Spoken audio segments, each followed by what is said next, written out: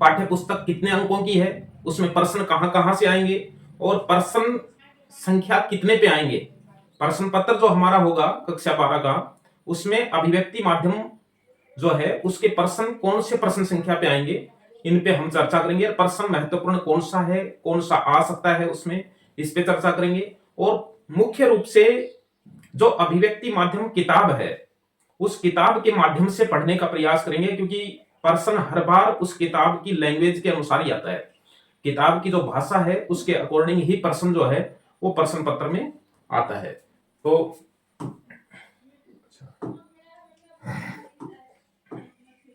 पहले तो ये देख लेते हैं कि अभिव्यक्ति माध्यम जो है, अभिव्यक्ति और माध्यम, किताब का नाम अभिव्यक्ति और माध्यम है। हमारी जो बोर्ड की परीक्षा है इसमें 7 अंक के प्रश्न आएंगे। प्रश्न जो बोर्ड का जो प्रश्न पत्र होगा उसमें कितने नंबर पे आएंगे, उसमें पहला जो प्रश्न होगा उसमें 16 प्रश्न आएंगे। वस्तुनिष्ठ यानी के 16 प्रश्न आएंगे, 4 विकल्प होंगे, उनमें उत्तर देने। ये मैंने पहले बताया था कि इसमें जो 16 प्रश्न है इसमें 2 प्रश्न अभिव्यक्ति माध्यम के हैं। कोई भी 2 प्रश्न जो है वो अभिव्यक्ति माध्यम के हैं, वो पत्रकारिता से संबंधित हो या फिर अखबार से संबंधित हो, टीवी खबर से संबंधित हो, कैसे भी प्रश्न आ सकता है। जैसे समाचार लेखन की शैली क्या है, उल्टा पिरामिड शैली प्रश्न आ सकता है। उल्टा पिरामिड शैली के कितने भाग होते हैं, 3 भाग होते हैं। टीवी खबरों के कितने चरण होते हैं, 7 चरण होते हैं। ऐसे प्रश्न आ सकते हैं। वस्तुनिष्ठ प्रश्न आ सकते हैं, 2 प्रश्न आएंगे, 2 प्रश्न उसमें आएंगे। तो ये ध्यान में रखना है कि 7 में से 2 नंबर के प्रश्न तो यहां आ जाएंगे वस्तुनिष्ठ प्रश्नों में। फिर उसके बाद में प्रश्न संख्या 5 अभिव्यक्ति माध्यम से आएगा और 2 नंबर का आएगा। इससे पहले कौन से प्रश्न आ चुके हैं, जैसे इस बार 2024 में प्रश्न आया था, पत्रकार किसे कहते हैं तथा कितने प्रकार के होते हैं। पत्रकार के प्रकार का प्रश्न आ चुका है। पत्रकार के प्रकार 3 प्रकार होते हैं, पूर्णकालीन पत्रकार, अंशकालीन पत्रकार और फ्रीलांसर पत्रकार। ये 3 प्रकार का होता है। जो 2024 में ये प्रश्न आ चुका है, ये प्रश्न होगा 2 नंबर का।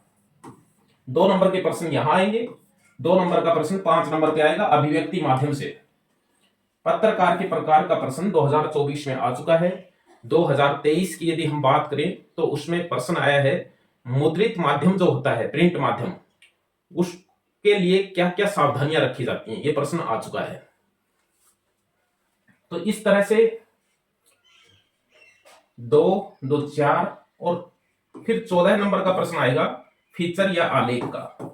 फीचर या आलेख, या आलेख नहीं आएगा, ओब्लिक आलेख आएगा, यानी दोनों आएंगे, एक करना है। दोनों आएंगे, एक करना है। फीचर भी आएगा और आलेख भी आएगा, दोनों आएंगे, एक करना है। यह है 3 अंक का। तो 2, 2, 4 और 3 कुल 7 अंक की अभिव्यक्ति माध्यम है। यानी हमें 7 अंक की अभिव्यक्ति माध्यम में सबसे महत्वपूर्ण प्रश्न है बोर्ड में, प्रश्न संख्या 5 पे क्या प्रश्न आएगा, जो 2 अंक का होगा। ये सही होना बहुत जरूरी है। वस्तुनिष्ठ जो प्रश्न आएंगे वो सही हो सकते हैं, सरल आएंगे, लेकिन प्रश्न संख्या 5 पे, प्रश्न संख्या 14 पे प्रश्न आएगा अभिव्यक्ति माध्यम का, जो सही हो जाएगा। फीचर आप पढ़ के चले जाना, फीचर क्या है, फीचर लिखने में कौन सी सावधानियां रखी जाती हैं, या फिर फीचर लिखना किसी विषय के ऊपर, ये हमें पढ़ के जाना है। तो प्रश्न संख्या 1 में 2 आएंगे, 5 में 2 अंक का एक प्रश्न आएगा और 14 पे फीचर आएगा। इस प्रश्न को हमें पढ़ना है और ये हमें किताब से पढ़ना बहुत अच्छा रहेगा। प्रश्न कौन से आ सकते हैं ये अभी मैं बता देता हूं। इसमें ये देखिए, प्रश्न देखिए इसमें, जैसे पत्रकार का प्रश्न आ चुका है, नेट पत्रकारिता का प्रश्न आ चुका है। नेट पत्रकारिता क्या है, इसका प्रश्न आ चुका है।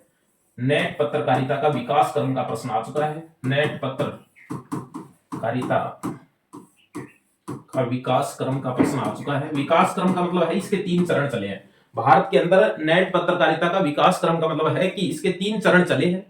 पहला चरण जो है वो 1982 से चला था। 1991 तक, फिर 92 से लेकर 2002 तक, और फिर 2002 से लेकर के अब तक 3 चरण इसके चले हैं। तो नेट पत्रकारिता का विकास क्रम का प्रश्न आ चुका है, नेट पत्रकारिता का प्रश्न आ चुका है, पत्रकार का प्रश्न आ चुका है, और प्रिंट माध्यम का प्रश्न आ चुका है। प्रिंट माध्यम यानी अखबार, जिसको मुद्रित माध्यम भी कहते हैं, मुद्रित माध्यम। और टीवी खबरों के चरण, टीवी व रेडियो की खबर से संबंधित प्रश्न, ये हम प्रश्न पढ़ेंगे। इसमें इनमें से कोई एक प्रश्न आएगा। प्रश्न संख्या 5 पे इनमें से कोई एक प्रश्न जो है वो आएगा, और सही होना बहुत जरूरी है। अब देखिए, हम किताब से इसको पढ़ने का प्रयास करते हैं। किताब की भाषा के अकॉर्डिंग ही जो है वो प्रश्न आता है, इसलिए किताब से पढ़ने का प्रयास करेंगे हम इसमें।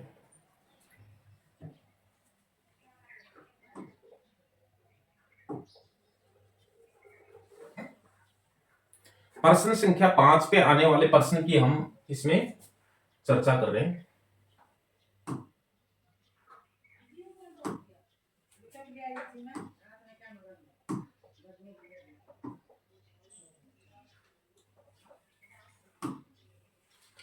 कक्षा 12 में जो हमारा जो पहला जो पाठ है उसमें ये टॉपिक है, जैसे प्रिंट माध्यम है, जनसंचार के विभिन्न माध्यम है, जनसंचार के विभिन्न माध्यम है, प्रिंट माध्यम है। प्रिंट माध्यम में अखबार आता है, रेडियो है, टीवी है, ठीक है। और इनकी भाषा क्या है, रेडियो और टीवी खबर की भाषा क्या होती है। इंटरनेट का प्रश्न आ सकता है, इसमें नेट पत्रकारिता का प्रश्न ज्यादा आने की संभावना रहती है। यह हमारा पहला पाठ है।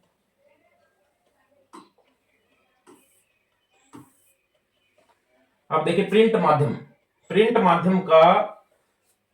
माध्यम को क्या कहते हैं, मुद्रित माध्यम भी कहते हैं। प्रिंट माध्यम को मुद्रित माध्यम भी कहते हैं, मुद्रित माध्यम भी कहते हैं। ये हमें ध्यान में रखना है। प्रिंट माध्यम को मुद्रित माध्यम भी कहते हैं। जो अखबार है, किताब है, जो भी छपती है, इसका एक प्रश्न सबसे पहले ये बनता है कि प्रिंट माध्यम की विशेषताएं क्या है। प्रश्न संख्या 5 पे यह प्रश्न आ सकता है कि प्रिंट माध्यम या मुद्रित माध्यम की विशेषताएं क्या हैं, या प्रिंट माध्यम की खूबियां क्या हैं, या प्रिंट माध्यम के गुण क्या हैं। गुण लिखिए, प्रिंट माध्यम की विशेषताएं लिखिए। तो प्रिंट माध्यम या मुद्रित माध्यम जनसंचार के आधुनिक माध्यमों में सबसे पुराना है, आधुनिक माध्यमों में सबसे पुराना है। यह हमें ध्यान में रखना है कि आधुनिक माध्यम में सबसे पुराना माध्यम क्या है, मुद्रित माध्यम, प्रिंट माध्यम, अखबार है। यह वस्तुनिष्ठ प्रश्न में प्रश्न आ सकता है, आधुनिक माध्यमों में सबसे पुराना कौन सा माध्यम है, मुद्रित माध्यम या प्रिंट माध्यम है। असल में आधुनिक युग की शुरुआत मुद्रण यानी छपाई के आविष्कार से हुई है। मुद्रण की शुरुआत चीन से हुई है। ये वस्तुनिष्ठ प्रश्न आ सकते हैं, इसलिए इस पेज को यहां पर दिया गया है। देखिए, इसके आविष्कार का श्रेय जर्मनी के गुटेनबर्ग को है। ये वस्तुनिष्ठ प्रश्न आ सकता है। और यूरोप में पुनर्जागरण, रेनेसा की शुरुआत, छापे खाने की अहम भूमिका थी। ये प्रश्न आ सकता है। रेनेसा का अर्थ क्या है, पुनर्जागरण। ये प्रश्न वस्तुनिष्ठ प्रश्न आ सकता है। और भारत में पहला छापाखाना 1556 में गोवा में खुला था। ये भी हमें ध्यान में रखा है। इसे मिशनरियों के धर्म प्रचार की पुस्तकें छापने के लिए खोला था। ये वस्तुनिष्ठ प्रश्न है। प्रिंट मुद्रित माध्यम के वस्तुनिष्ठ क्या है, आधुनिक माध्यम का सबसे पुराना माध्यम कौन सा है, मुद्रित माध्यम। शुरुआत कहां हुई, चीन में हुई। भारत में कब हुई, भारत में 1556 में हुई। जो छापे खाने का आविष्कार है किसने किया था, जर्मनी के गुटेनबर्ग ने किया था। रेनेसा का अर्थ है पुनर्जागरण है। और 1556 भारत में पहला छापाखाना खुला। ये हमें ध्यान में रखना है। अब हमारा अगला प्रश्न है कि मुद्रित माध्यम जो है उसकी विशेषताएं क्या हैं, उसके गुण क्या हैं, उसकी अच्छाइयां क्या हैं, उसकी खूबियां क्या हैं। ये प्रश्न हमें ध्यान में रहना चाहिए। देखिए, मुद्रित माध्यम की सबसे बड़ी विशेषता है, इसमें रेखांकित कर रखे हैं, वही चीज हम इसमें पढ़ेंगे। मुद्रित, अच्छा, ये प्रश्न संख्या, किताब यदि हमारे पास है तो हम किताब से पढ़ें इस प्रश्न को। और 47 नंबर पेज से ये शुरू होता है। हमारे पास जो किताब है उसमें 47 नंबर पेज से ये चीज शुरू होती है, हमें मिल जाएगी 47, 48, 49, 50 नंबर पेज पे अभिव्यक्ति माध्यम पुस्तक में ये चीज हमें मिल जाएगी। मुद्रित माध्यम की सबसे बड़ी विशेषता या शक्ति यह है कि छपे हुए शब्दों में स्थायित्व होता है। इसे आप आराम से और धीरे धीरे पढ़ सकते हैं और पढ़ते हुए यह सोच सकते हैं कि अगर कोई बात समझ में नहीं आई तो उसे दोबारा या जितनी बार इच्छा करे उतनी बार पढ़ सकते हैं। एक तो इसकी ये विशेषता है, नंबर एक। दूसरी इसकी विशेषता क्या है, देखिए इसमें लिखा हुआ साथ ही मुद्रित माध्यमों के स्थायित्व का एक लाभ यह भी है कि आप इन्हें लंबे समय तक सुरक्षित रख सकते हैं और उसे संदर्भ की तरह इस्तेमाल कर सकते हैं। संदर्भ का मतलब होता है उसको संभाल कर रखना और फिर उसको किसी शोध के लिए काम में ले लेना। देखिए दूसरी सबसे बड़ी विशेषता मुद्रित माध्यम की, दूसरी सबसे बड़ी, पहली है स्थायित्व। पहली है स्थायित्व कि ये स्थायी रहता है, जब चाहे तब पढ़ सकते हैं, जब इच्छा करे उतनी देर पढ़ सकते हैं, यह स्थायित्व है, पहली विशेषता। दूसरी है लिखित भाषा का विस्तार है। लिखित भाषा का विस्तार है, जाहिर है कि इसमें लिखित भाषा की सभी विशेषताएं शामिल है। लिखित भाषा और मौखिक भाषा में सबसे बड़ा अंतर यह है कि लिखित भाषा अनुशासन की मांग करती है, ये इसकी विशेषता है। लिखित भाषा का विस्तार होता है, लिखित भाषा अनुशासन की मांग करती है, ये इसकी दूसरी सबसे बड़ी विशेषता है। दूसरी सबसे बड़ी विशेषता है।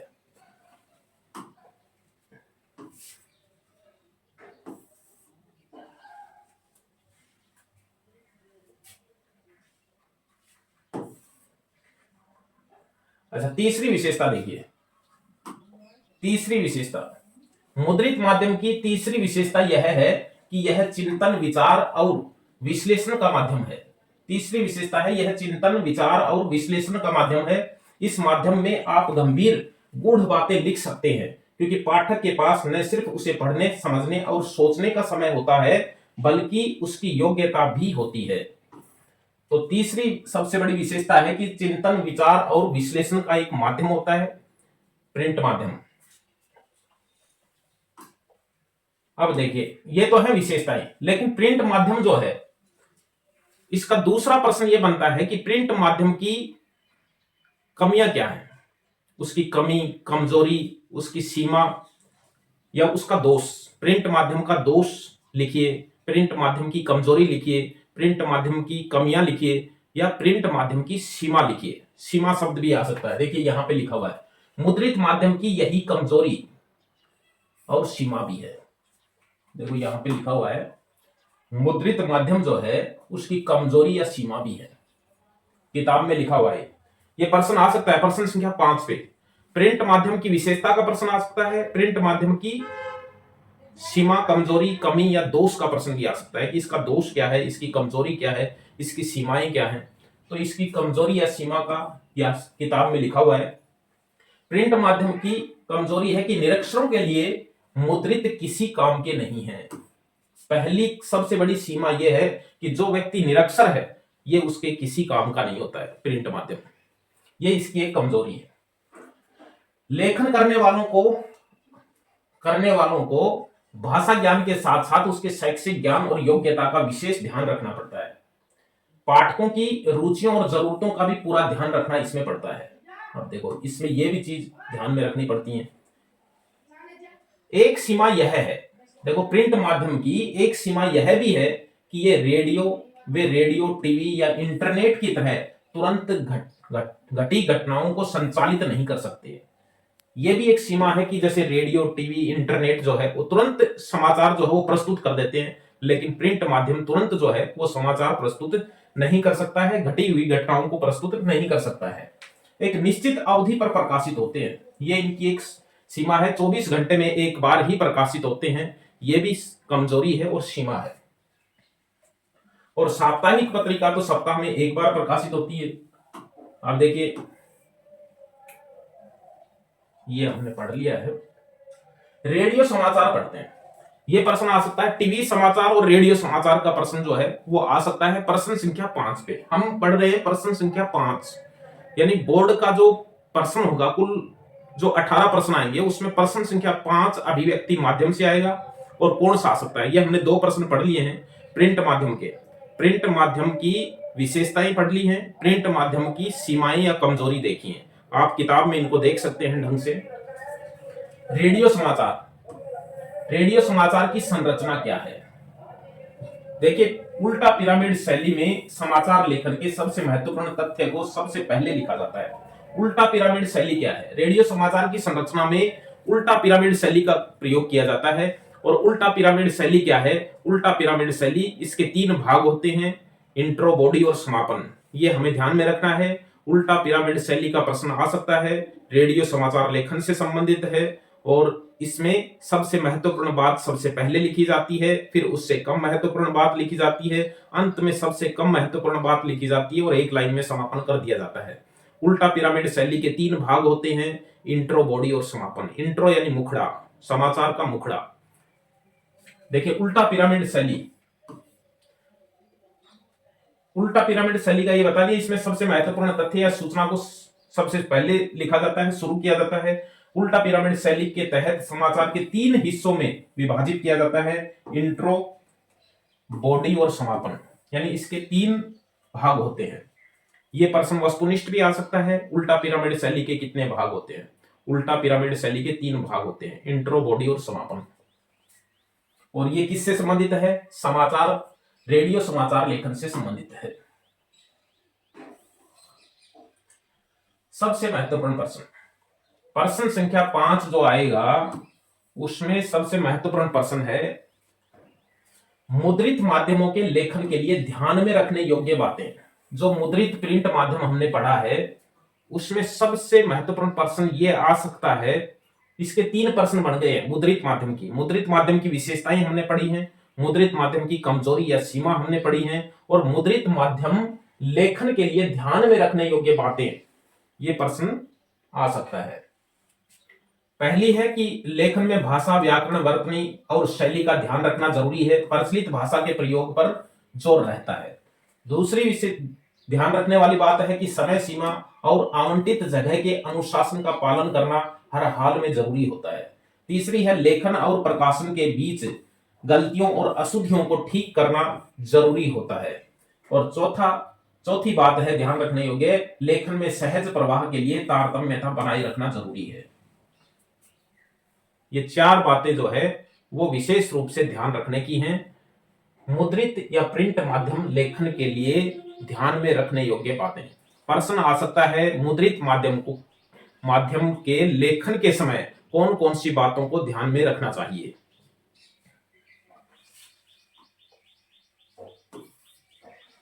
ये देखिए, प्रश्न इंटरनेट का न आए ये बहुत कम संभावना। इंटरनेट का प्रश्न जो है वो 1 साल छोड़कर 1 साल आता है। इस साल आया था कि पत्रकार के प्रकार का प्रश्न आया था। 2023 में जो है वो इंटरनेट का प्रश्न आया हुआ है, नेट पत्रकारिता का प्रश्न। ये देखिए, इंटरनेट पत्रकारिता, ऑनलाइन पत्रकारिता, साइबर पत्रकारिता या वेब पत्रकारिता, या इसको नेट पत्रकारिता भी कहते हैं, नेट पत्रकारिता भी कहते हैं। ये ध्यान में रखना है।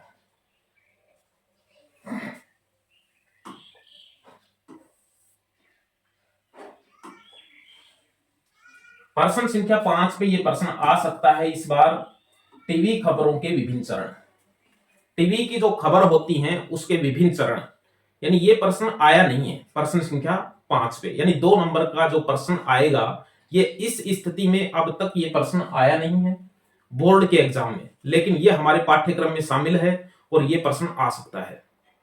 यानी टीवी की जो खबरें होती हैं उसके कितने चरण होते हैं, 7 चरण होते हैं। पहला प्रश्न तो ये बनता है जो वस्तुनिष्ठ है कि टीवी खबरों के कितने चरण होते हैं, 7 चरण होते हैं। 1, 2, 3, 4, 5, 6 और 7, ये 7 चरण होते हैं। फ्लैश या breaking news, dry anchor, phone in, anchor visual, anchor byte, live और एंकर पैकेज, 7 चरण होते हैं। इनका प्रश्न आएगा और किताब में इनको विस्तार से समझा भी रखा है। मैं एक बार समझा देता हूं। इनमें एंकर शब्द ज्यादा आएगा। देखिए, एंकर, इसमें एंकर, एंकर, एंकर। एंकर कौन होता है, जो एंकरिंग करता है। समाचार पढ़ता है, बोलता है समाचार, वो एंकर है जो समाचार को बोल रहा है। ये क्रम से हैं, ये शब्द भी क्रम से लिखे हुए हैं। मान लीजिए टीवी चल रहा है, इसमें खबर आ रही है और मैं खबर पढ़ रहा हूं, और अचानक कोई घटना घट जाती है किसी दूसरी जगह, वहां रिपोर्टर जो है वो सूचना देता है, ऑनलाइन सूचना आती है कि ये घटना घट गई है, कांकरौली में हादसा, इतने मरे, इतने घायल। तो वो अचानक जो है समाचार पढ़ते पढ़ते अचानक मोटे अक्षरों में स्क्रीन के ऊपर न्यूज आती है। उसको क्या कहते हैं? उसको कहते हैं फ्लैश या ब्रेकिंग न्यूज। समाचार पढ़ रहे थे, पढ़ते पढ़ते अचानक दूसरी न्यूज स्क्रीन पे आ जाती है मोटे अक्षरों के अंदर, उसको ब्रेकिंग न्यूज कहा जाता है। उसको ब्रेकिंग न्यूज कहा जाता है, फ्लैश न्यूज या ब्रेकिंग न्यूज। कि जैसे ही तुरंत सूचना मिली कि ये हादसा हो गया, तो उसकी न्यूज आ जाती है, उसको ब्रेकिंग न्यूज कहा जाता है। अब देखिए, जो ब्रेकिंग न्यूज आई है, उसके बाद में उस न्यूज को विस्तार से बताया जाता है, पढ़ करके, बोल करके, एंकर द्वारा। उसको ड्राई एंकर कहा जाता है। ड्राई एंकर का मतलब है उसमें न तो फोटो है उसके पास में, न कोई वीडियो है उस घटना का, केवल वो बोल करके वो बताता है। उसको ड्राई एंकर कहा जाता है। एंकर जो है वो सूखी न्यूज बताता है, बोल करके बताता है न्यूज को। न तो उसके पास उसकी कोई फोटो है, न उसके पास कोई वीडियो है, न कोई लाइव दिखा सकता है, उसके पास सुविधा नहीं है, केवल न्यूज को बोल करके बताता है। उसको ड्राई एंकर कहा जाता है। फिर उसके बाद में आता है फोन इन। फोन इन का मतलब है कि जो घटना वहां घटी है, उस घटना पे मौजूद एक रिपोर्टर वहां रहता है और वो उसको फोन लगा करके दर्शकों को वो न्यूज सुनाता है। फोन लगाता है कि हेलो योगेश, वहां जो घटना घटी है, क्या आप उसके बारे में दर्शकों को बता सकते हैं? तो वो बताता जी जी सर। तो वो बोल करके बताता है। टीवी चल रहा है, टीवी में फोन लगा हुआ है और रिपोर्टर वहां से फोन पर न्यूज जो है वो दर्शकों को बताता है, तो उसको फोन इन कहा जाता है। फोन इन कहा जाता है। फिर उसके बाद में घटना को कई देर हो चुकी है, बहुत देर हो चुकी है, तो उसके पास फोटो वगैरह आ जाती है, तो फिर वो उसकी फोटो दिखा करके न्यूज बताता है या वीडियो दिखा करके न्यूज बताता है। उसको कहते हैं एंकर विजुअल। एंकर विजुअल जो है उसमें उसकी फोटो या वीडियो दिखा करके और फिर उसकी न्यूज दिखाता है, तो उसको एंकर विजुअल कहते हैं। फिर है एंकर बाइट। बाइट का अर्थ होता है कथन, यानी न्यूज बताता है, उसके साथ साथ लोगों के कथन भी बताता है, तो उसको एंकर बाइट कहा जाता है। लोगों के कथन कौन से लोग के? जो उस घटना के साक्षी हैं, जिन्होंने उस घटना को देखा है, जो उस घटना से जुड़े हुए हैं। उनसे पूछता है कि आपको कैसा महसूस रहा है, जब ये घटना हुई तब आप यहीं थे, आपको आप इसके बारे में बताइए। तो लोग उसके बारे में बताते हैं, तो उसको कथन कहा जाता है, तो उसको कहा जाता है एंकर बाइट। जब लोगों के कथन उसमें न्यूज में दिखाए जाते हैं, उसके बारे में बताया जाता है, लोगों के बारे में लोगों से पूछा जाता है माइक लगा लगा करके, तो उसको एंकर बाइट कहा जाता है। फिर उसके बाद में है लाइव। लाइव का मतलब है उस घटना का सीधा प्रसारण, कि जो घटना वहां घटी है उसको टीवी के ऊपर ज्यों का त्यों दिखा देना, वो है लाइव, सीधा प्रसारण। जैसे मैच का सीधा प्रसारण आता है, ऐसे समाचार का सीधा प्रसारण। एंकर पैकेज, सातवां अंतिम चरण है एंकर पैकेज। एंकर पैकेज का मतलब है कि सारी चीजें उसमें मिक्स आ गई, उसमें फोन इन भी हो गया, उसमें फोटो भी आ गई, वीडियो भी आ गया, बोलकर भी बता रहा है, तो वो एंकर पैकेज है। कि एंकर जो है वो पूरे पैकेज को एक साथ दिखा रहा है, वो उसमें बाइट भी कर रहा है, लोगों के कथन भी उसमें दिखा रहा है, फोटो भी दिखा रहा है, वीडियो भी दिखा रहा है, बोलकर भी न्यूज बता रहा है, तो वो है एंकर पैकेज। टीवी खबरों के 7 चरण होते हैं, ये हमें ध्यान में रखना है। ब्रेकिंग न्यूज, अचानक स्क्रीन पे जो टीवी पे न्यूज आती है उसको ब्रेकिंग न्यूज कहा जाता है, फ्लैश न्यूज कहा जाता है। ड्राई एंकर, एंकर केवल न्यूज पढ़ करके या बोल करके बताता है, उसको ड्राई एंकर कहा जाता है। फोन इन, रिपोर्टर फोन पे न्यूज बताता है। एंकर विजुअल, एंकर जो है वो दृश्य या वीडियो दिखा करके न्यूज बताता है। एंकर बाइट, लोगों के कथन उस समाचार से संबंधित बताता है। लाइव, सीधा प्रसारण होता है। और एंकर पैकेज में सारी बातें मिक्स होती हैं, सब आ जाता है, फोटो भी दिखाता है, बोलकर भी बताता है, फोन इन भी होता है और वीडियो भी दिखाता है। तो टीवी खबरों के 7 चरण के प्रश्न आ सकते हैं। प्रश्न ऐसे भी आ सकता है कि एंकर बाइट क्या है, समझाइए। ये पढ़ लेना किताब के अंदर, प्रश्न आ सकता है प्रश्न संख्या 5 पे, एंकर बाइट क्या है समझाइए। प्रश्न आ सकता है फोन इन क्या है समझाइए। टीवी खबर में ड्राई एंकर क्या है समझाइए।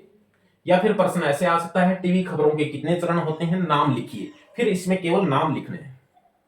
प्रश्न आ सकता है प्रश्न संख्या 5 पे। चलो आगे देखते हैं इसमें। प्रश्न ये भी आ सकता है, समाचार लेखन के ककार लिखिए। समाचार लेखन के 6 ककार होते हैं। देखिए इसमें मैं बता देता हूं आपको, क्या, कौन, कहां, कब, ये 4 तो होते हैं, इनसे इंट्रो तैयार होता है, इंट्रो तैयार होता है। और ये जो 2 होते हैं, क्यों और कैसे, इससे समाचार लेखन की बॉडी तैयार होती है, इनसे बॉडी तैयार होती है। समापन के लिए तो इनका प्रयोग किया ही नहीं जाता है। उल्टा पिरामिड शैली के 3 भाग होते हैं, इंट्रो, बॉडी और समापन। समापन के लिए इन प्रश्नों के उत्तर की आवश्यकता नहीं होती है। तो ये 6 ककार के नाम आपको ध्यान में रखने हैं। समाचार लेखन के 6 ककार कौन से हैं?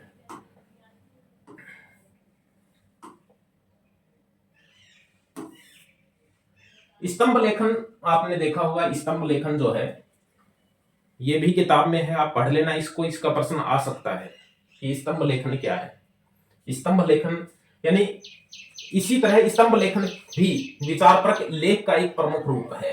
यानी ये भी एक लेख है जो अखबार के अंदर प्रकाशित होता है। कुछ महत्वपूर्ण लेखक अपने खास वैचारिक रुझान के लिए जाने जाते हैं, उनकी अपनी एक लेखन शैली भी विकसित हो जाती है। ऐसे लेखकों की लोकप्रियता को देख करके अखबार उन्हें एक नियमित स्तंभ लिखने की जिम्मेदारी दे देते हैं। स्तंभ का विषय चुनने और उसमें अपने विचार व्यक्त करने की स्तंभ लेखक की पूरी छूट होती है, और स्तंभ में लेखक के विचार अभिव्यक्त होते हैं। यही कारण है कि स्तंभ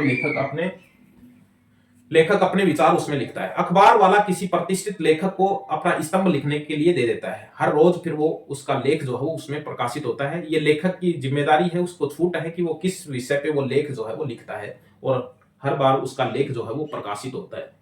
स्तंभ लेख कहलाता है। नेट पत्रकारिता का इतिहास मैंने बता दिया है। ये 1982 से शुरू हुआ था, ये यहाँ पे लिखा हुआ है। 1982 से शुरू हुआ था, फिर 92 तक पहला चरण चला है, फिर 92 से लेकर 2001 तक चला है, 93 से 2001 तक, फिर 2002 से अब तक 3 चरणों में चला है। ये नेट पत्रकारिता का विकास क्रम है। फीचर क्या है ये देखिए, किताब के अंदर क्या लिखा हुआ है, हम क्या पढ़ते हैं। ये प्रश्न आएगा कितने नंबर पे? 14 नंबर पे। प्रश्न संख्या 14 पे आएगा फीचर क्या है। या तो देखिए, फीचर एक सुव्यवस्थित, सृजनात्मक और आत्मनिष्ठ लेखन है। आत्मनिष्ठ का मतलब होता है लेखक अपनी आत्मा की बात भी लिखता है, अपनी निजी बातें भी लिख देता है। सुव्यवस्थित है यानी क्रम से लिखा जाता है। सृजनात्मक है यानी साहित्यिक लेखन है। आत्मनिष्ठ है यानी अपने स्वयं की बातें भी लेखक लिखता है। लेखन है जिसका उद्देश्य पाठकों को सूचना देने, शिक्षित करने के साथ मुख्य रूप से उनका मनोरंजन करना होता है, इसलिए इसको मनोरंजनात्मक शैली में लिखा जाता है। ठीक है, ये हमें ध्यान में रखना, आप इसके बारे में पढ़ लेना, किताब में दे रखा है ये देखिए। प्रश्न ये भी आ सकता है प्रश्न संख्या 14 पे, फीचर कैसे लिखें, यानी फीचर लिखते वक्त कौन सी सावधानियां रखी जाती हैं, किन बातों को ध्यान में रखा जाता है, ये भी जो है वो पूछा जा सकता है।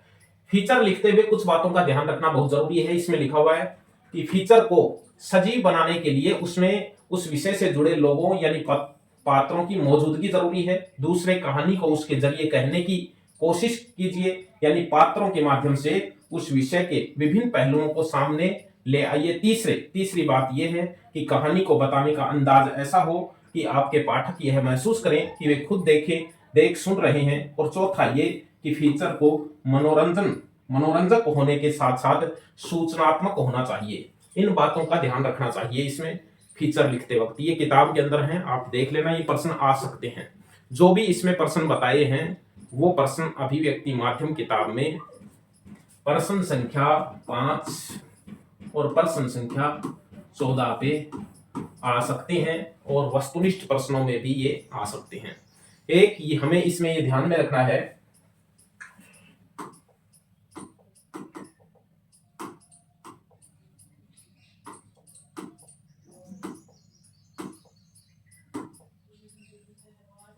अच्छा,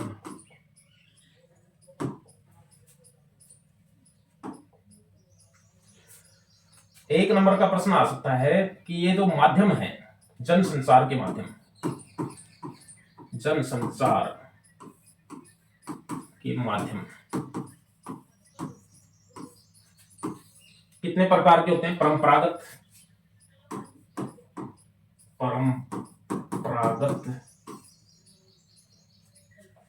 परंपरागत और आधुनिक। आधुनिक परंपरागत में तो कौन से हैं, जैसे कठपुतली है, कठपुतली, कठपुतली है, ठीक है, जैसे गौरी है, लोकनाट्य है, ये परंपरागत हैं जो पहले से चले आ रहे। ये भी जनसंचार के माध्यम थे एक तरह से। जैसे होली के ऊपर जो नाट्य किए जाते हैं वो भी परंपरागत है, पहले से चले आ रहे हैं। आधुनिक क्या है, आधुनिक में एक तो है प्रिंट, प्रिंट यानी मुद्रित, प्रिंट माध्यम है।